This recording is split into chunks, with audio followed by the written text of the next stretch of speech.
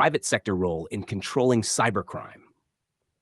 The private sector plays an essential role in the detection, prevention, mitigation, and investigation of cybercrime because it predominantly owns and manages the critical infrastructure, i.e., considered essential to the functioning of society, in countries, and is one of the primary targets of many cyber-dependent, i.e., those cybercrimes that seek to compromise the confidentiality, integrity, and availability of systems, networks, services, and data, such as hacking, malware distribution, and distributed denial of service or DDoS attacks. And cyber-enabled crimes, e.g. online financial fraud, identity-related crime, and theft of data and trade secrets, to name a few.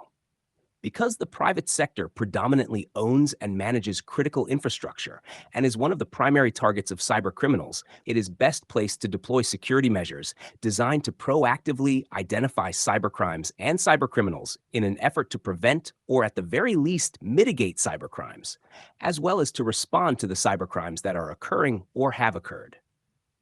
The degree to which the private sector deploys these measures depends on the organization, business, or type of entity, and its human, financial, and technical resources and capabilities. The private sector also conducts private investigations of cybercrime.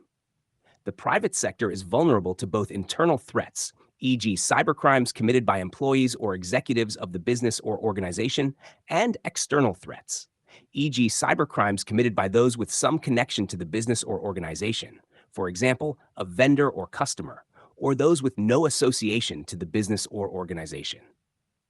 When a cybercrime occurs, businesses and organizations may not contact law enforcement authorities.